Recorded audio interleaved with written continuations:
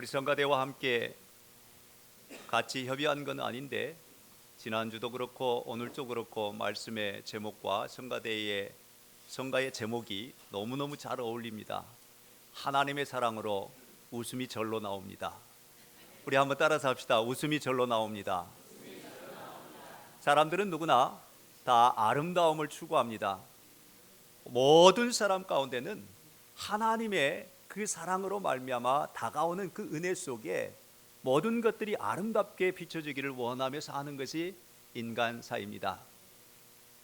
어떤 사람은 꽃이 아름답다라고 표현하는가 하면 어떤 사람은 기르던 강아지가 너무 아름답다, 산과 들이 아름답다, 아니 하나님께 창조하신 모든 만물들이 다 아름답다라고 표현하는 그런 모습들이 있습니다. 여러분의 생각에는 무엇이 아름답습니까? 저는 개인적으로 어린 아이의 숨김없는 미소, 그것보다 더 아름다운 것은 없다라는 생각을 해봅니다. 눈가에 피어나는 어린 아이의 미소를 바라보면서 품에 안고 있는 엄마는 웃음이 절로 나오게 됩니다. 오늘 예배하는 저와 여러분 가운데도 하나님께 주시는 은혜로 말미암아 하나님의 사랑으로 웃음이 절로 나오는 그런 복을 누릴 수 있기를 주님의 이름으로 축원합니다. 사람들이 나이가 들어가면서 잃어버린 것 가운데 하나가 있답니다. 그것은 웃음입니다. 어떤 통계에 따르면 어린 아이들이 하루에 웃는 숫자는 적어도 450번이 넘는답니다. 그러나 할아버지 할머니들이 웃는 웃음의 횟수는 채 15번도 되지 않는답니다. 곰곰이 생각하면 그렇지 않습니까? 여러분은 하루에 몇 번 정도를 웃는다고 여겨지십니까? 어린 아이로 갈수록 더 많은 웃음의 횟수가 있고 천진난만하게 웃는 그런 모습 속에 하나님의 아름다움을 보게 됩니다. 목사님, 웃을 일이 있어야 웃지요 라고 반문하신 분들도 있을 것입니다. 그런데 우리의 삶을 돌이켜보면 시간이 갈수록, 해가 갈수록, 나이가 들어갈수록 마치 부드럽게 만들어 놓은 식빵이 점차 시간이 갈수록 딱딱해져 가는 것처럼 우리의 얼굴 표정이나 우리의 웃음이 사라지고 있는 그런 현상을 누구나 경험하게 될 것입니다. 그러나 하나님은 우리에게 말씀을 통해서 들려줍니다. 항상 기뻐하라. 내가 다시 말하노니 기뻐하라.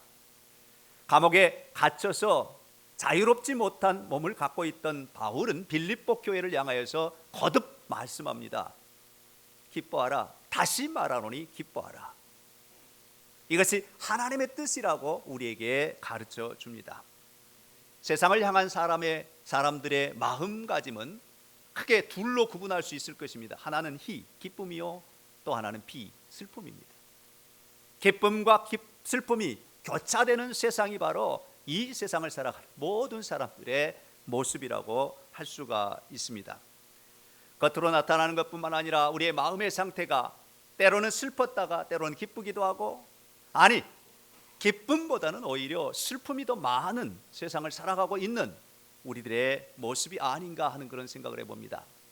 그러나 성경에는 항상 기뻐하라, 쉬지 말고 기도하라, 범사에 감사하라, 이것이 그리스도 예수 안에서 너희를 향하신 하나님의 뜻이니라. 그렇죠? 하나님의 말씀대로 살고 항상 기뻐하여 또 계속 기도하고 범사에 감사할 수 있는 이런 삶이 내게 주어진다면 얼마나 기쁘겠습니까? 잘합니다. 그런데 안 됩니다. 왜 그렇죠? 어찌하여 그렇죠? 그것은 내가 해보려고 하니까 안 됩니다. 하나님께서 도우셔야 됩니다. 성령님이 역사하셔야 됩니다. 오늘 데살로니가전서 5장 16절로 18절을 제가 드렸는데 그 다음 구절도 같이 보아야 합니다. 성령을 소멸하지 말고 애언을 멸시치 말고 무엇을 하든지 범사에 헤아려 좋은 것을 취하고 악은 모양이라도 버리라. 바로 여기에 비밀이 있습니다. 성령으로 내게 감동하시고 애언의 말씀으로 나를 새롭게 하시고 악한 것들을 버리고 악한 것은 모양이라도 버릴 때에 바로 내 안에서 솟아나는 그 기쁨과 감사로 말미암아 웃음을 되찾게 되는 그런 은혜를 누리게 될 줄로 믿습니다. 성령 충만함을 받을 때 기쁨이 계속되고 기도가 쉬지 않고 또한 범사에 감사가 솟아나는 그런 은혜를 누리게 될 줄로 믿습니다. 성령의 인도하심을 받으십시다. 성령의 이끌으심을 받으십시다. 성령 충만함을 받으십시다. 그리할 때 많이 잃어버린 웃음을 되찾게 될 줄로 믿습니다. 여러분, 웃음도 여러 가지죠. 어린아이들이 입가로부터 살며시 뿜어내는 그 아름다운 미소뿐만 아니라 나도 모르게 갑자기 터져 나오는 웃음도 있습니다. 실소라고 할까요? 그리고 갑자기 폭발하는 폭소도 있고요. 얼굴이 환해지면서 피한대소하는 것도 있는가 하면 사람을 조롱하는 조소도 있고 다양한 웃음들이 있습니다. 그러나 하나님께서는 이 모든 웃음을 아름답게 만드시는 그 능력이 있음을 믿으시기를 바랍니다. 아브라함은 하나님께서 부르심 받은 이후에 믿음의 조상이 되고 믿음의 선진이 되었습니다. 하나님께서 약속하신 그 말씀을 따라 살아가는 그 삶 가운데 때로는 실수도 있었습니다. 기다리다 못해 이스마엘을 낳기도 합니다. 그러나 그는 약속의 아들이 아니었습니다. 장수리 나무 숲에서 하나님의 사자들이 다가오자 아브라함이 환대합니다. 그리고 대화를 함께 나눕니다. 그들 가운데 한 분이 아브라함을 향하여서 당신의 아내 사라는 어디 있어? 라고 말하자 장막 뒤에 있습니다. 그들 중에 한 사람이 또 이야기를 거듭합니다. 내년 이맘때에 당신의 아내 사라가 아들을 얻게 될 것입니다. 이 소리를 장막 어귀에 있던 이 사라가 귀로 들었습니다. 그리고 웃기 시작합니다. 아니, 내 나이가 얼마인데, 그리고 내 바깥 어른도 바깥 양반도 지금 다 늙었는데 이런 말이 무슨 말이냐 하면서 웃었습니다. 그런 상황이 있을 때 장면이 쫙 바뀝니다. 하나님께서 직접 나타나셔서 어찌하여 사라가 웃느냐. 그러니 사라의 웃음을 들었던 하나님께서 이제는 사라가 그 말을 듣자 두려워서 하나님 손살을 치면서 나 웃지 않았습니다. 그러자 하나님께서 아니다, 웃었다 하는 그런 내용이 바로 오늘 저와 여러분이 함께 읽었던 말씀입니다. 나처럼 늙은 여자가 어떻게 임신을 한다고, 남편도 늙었는데 어떻게 그런 일이 있을 수 있다고 하면서 웃었던 웃음은 어떤 웃음일까요? 쓴 웃음이 아니겠습니까? 그럴 수 없다라는 비웃음이 아니겠습니까? 그렇습니다. 사라가 웃었습니다. 당황하며 아무리 웃지 않았다라고 손사래를 쳐도 사라는 분명히 웃었습니다. 우리의 어떤 웃음까지도 헤아리시는 하나님을 보게 됩니다. 우리의 삶을 바꾸기를 원하시는 하나님은 우리의 속내에 있는 그 웃음까지도 바뀌어서 우리의 삶의 자세와 태도가 하나님 앞에 더욱 진지하기를 원하시는 하나님의 음성을 들어야 할 줄로 믿습니다. 그리할 때 우리가 잃어버린 그 웃음을 되찾게 되는 그 복을 누리게 될 줄로 믿습니다. 파랑새 한 마리가 여름과 가을 내내 먹을 것 걱정하지 않고 잠잘 것 걱정하지 않고 즐겁게 노래를 불렀습니다.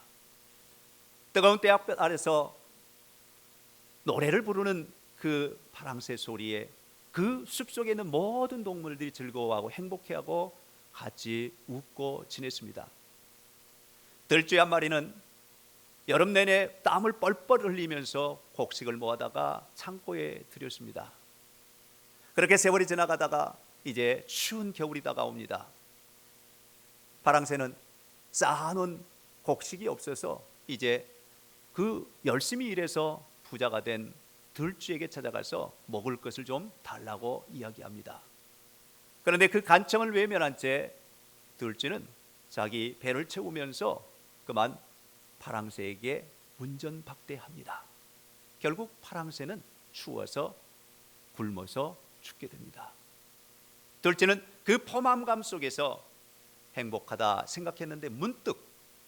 여름 내내 들었던, 가을 내내 들었던 파랑새 소리에 노랫소리가 들리지 않자 허전합니다. 허무합니다. 공허합니다. 이제 다시 그 파랑새 소리를 듣고 싶어도 더 이상 들을 수가 없습니다. 곳간 안에 많은 것을 쌓아놓고 포만감에 있던 그 들쥐가 점점 식욕이 달아납니다. 즐거움이 없고 기쁨이 없기 때문이죠. 사랑하는 여러분, 우리가 이 우화를 들으면서 잃어버린 웃음을 되찾기를 원하십니다. 하나님은 파랑새를 다시 불러오기를 원하시는 모습을 봅니다. 빼앗긴 웃음을 회복해야 합니다. 얼어붙은 대지 위에 봄의 아지랑이가 피어나듯이 다시금 웃음이 살아나야 합니다. 어떻게 가능할까요? 앞서 아브라함에게 사라가 웃는 그 모습을 바라보면서 하나님께서 들려주신 얘기가 있습니다. 이것은 하나님께서 하지 못하실 일이 없느니라. 할렐루야. 하나님을 의지해야 됩니다. 하나님께 나와야 됩니다. 성령의 인도하심을 받아야 합니다. 그리할 때 우리 안에서 다시 파랑새를 되찾게 되고 웃음을 되찾게 되고 기쁨을 되찾게 되고 하나님 주시는 그 행복을 누릴 수가 있습니다. 사랑하는 성도 여러분, 하나님께서 하시도록 다시 한번 내 자신을 맡깁시다. 내 가정을 맡깁시다. 내 교회를 맡기십시다. 하나님께서 이끌어 가시도록 맡기는 그때에 다시 웃음이 회복되는 그런 은혜가 있게 될 줄로 믿습니다. 누구를 탓하지 마십시오.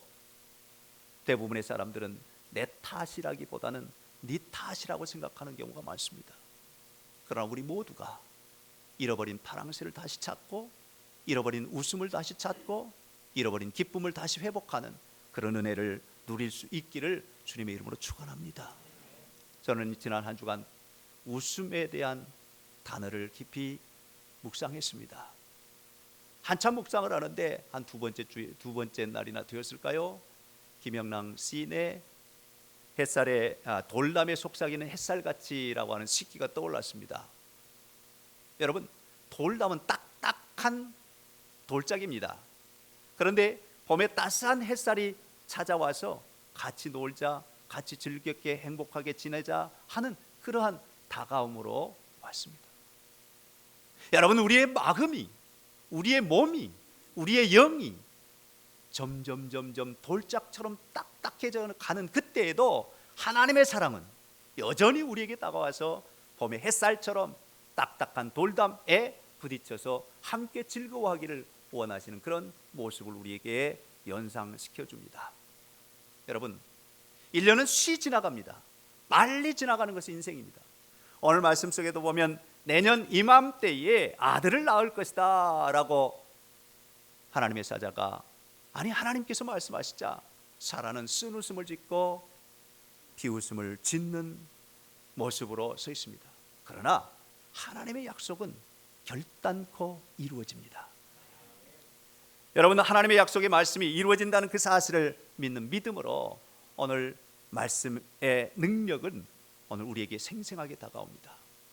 우리 가슴 속에서 묻어나는 쓴웃음, 비웃음, 찬웃음, 소롱하는 웃음까지도 모두 하나님은 소화하셔서 아름다운 미소로 바꾸시는 그 능력이 있음을 믿고 믿음으로 나아가십시다. 1년, 아브라함이 말씀을 듣고 지나는 1년, 그 안에도 복잡하고 다다한 많은 일들이 일어납니다. 무엇보다도 족갈 롯이 기거하고 있는 소돔과 고모라 땅에 불의 심판이 있을 것을 하나님께서 예고하시자 아브라함은 족갈 롯뿐만 아니라 그 소돔과 고모라 땅에서 멸망받을 백성들을 생각하면서 애통하는 마음으로 하나님과 함께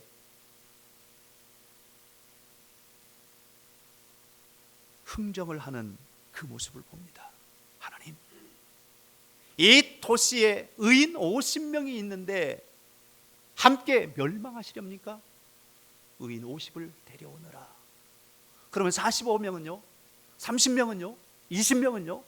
10명은요?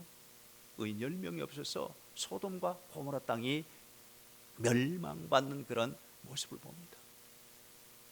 물론 롯의 가족들은 구원을 받습니다. 그러나 거기에서도 롯의 저는 뒤를 돌아보므로 결국 소금 기둥이 되고 많은 그 모습을 보여줍니다. 뿐만 아니라 그랄 왕 아비멜렉 앞에서 자기 아내 사라를 누이라고 이렇게 하는 그런 상황 속에서 일들이 복잡하게 되는 그 광경도 목도합니다. 여러분, 이것은 우리에게 무엇을 얘기할까요? 1년의 세월이 금세 지나가지만 그 안에도 여러 가지 복잡다나한 일들이 계속되고 있음을 보여줍니다. 그러나 하나님께서 하시는 일 가운데는 하나님을 사랑하는 자, 곧 그 뜻대로 부르심을 입은 자들에는 모든 것이 합력하여 선을 이루느니라. 할렐루야. 때로는 어려움이나 슬픔이나 고난이나 역경이나 고통이나 아픔들이 바뀌어서 오히려 기쁨이 되고 감사가 되고 웃음이 되게 하는 그런 놀라운 은혜와 능력이 있음을 믿으십시다. 쓴 웃음을 단웃음 되게 하시는 하나님, 비웃음을 참 웃음 되게 하시는 하나님, 그 하나님을 받아들이십시다. 그분을 믿을 때 믿음의 역사가 나타나게 될 줄로 믿습니다. 흘러가는 시간을, 흘러가는 세월을 누가 붙들 수 있겠습니까? 오늘 1년이 딱 지나가자 창세기 21장 2절 말씀에 보면 사라가 임신하고 하나님이 말씀하신 시기가 되어 노년에 아브라함에게 아들을 낳으니, 사라가 아들을 낳았습니다. 아브라함의 기쁨이 어떻겠습니까? 도저히 있을 수 없는 일이었지만 하나님께서 이루어 가시는 그 일, 하나님이 능치 못함이 있겠느냐 없겠느냐, 능한 모든 것에 능하신 그 하나님이 이루시는 그 일을 보면서 아브라함이 사라가 낳은 아들에게 이름을 붙여주는데 그 이름이 바로 이삭입니다. 이삭이라고 하는 뜻은 기쁨이요, 더 깊은 의미는 바로 웃음입니다. 여러분, 쓴 웃음을 단웃음 되게 하셨습니다. 비웃음을 참 웃음 되게 하셨습니다.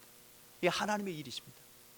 하나님께서 이루어 가시는 그 모든 일들 속에는 이 기쁨으로 감사함으로 이삭을 낳게 하시는 그 은혜를 주심을 믿는 믿음 가운데 서는 저와 여러분들이 되십시다.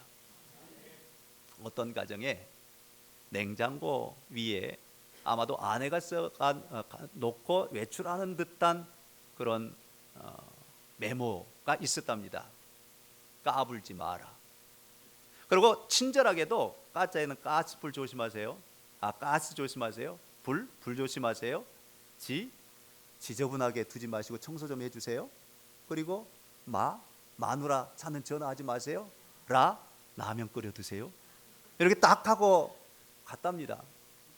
그러자 남편도 뒤질세라 거기에다가 옆에다가 딱 쪽지를 붙여 놓았는데 웃기지 마라 이렇게 써놨답니다. 그리고 대시를 위해서 이 표현해 준데 웃음이 절로 나네. 기분도 좋네. 지루하지 않네. 마누라가 없어도 편하네. 라면 끓여 먹어도 행복하네. 이렇게 맞술을 했답니다. 여러분, 웃어보자고 하는 이야기입니다. 세상에 많은 사람들은 유머나 또는 개그나 또는 여러 가지 일들을 통하여서 코미디 같은 그런 모습으로 서로 웃자라고 하는 그런 노력들을 끊임없이 합니다. 참 좋은 현상이죠. 그러나 진짜 웃음은 어디에 있냐면 겉에서 간지러서 웃게 하는 그 웃음보다도 내 안에서 솟아나는 기쁨으로 웃는 그 웃음입니다. 그 웃음이 내 심령 깊숙한 곳에서 흘러 넘칠 때 진정한 웃음이 되고 하나님께서 기뻐하시는 웃음이 될 줄로 믿습니다. 바울은 로마서에서 하나님의 나라는 성령 안에서 의와 평강과 희락이라고 말씀합니다. 하나님께서 주시는 기쁨은 바로 희락입니다.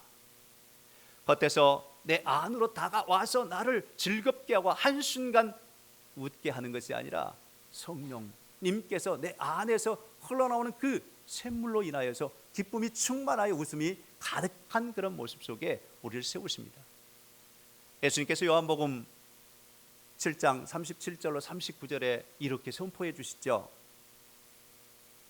명절 끝날 곧 큰 날에 예수께서 서서 외쳐 가라사대 누구든지 목마르거든 내게로 와서 마시라. 나를 믿는 자는 성경의 이름과 같이 그 배에서 생수의 강이 흘러나리라.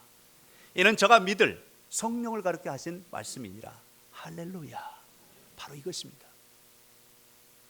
세상이 주는 즐거움과 쾌락으로 내가 기뻐 웃는 것보다도, 물론 그것도 중요합니다. 그러나 그보다 더 큰 하나님의 축복은 내 심령 깊숙한 곳에서 기쁨으로 충만하여 나오는 그 웃음.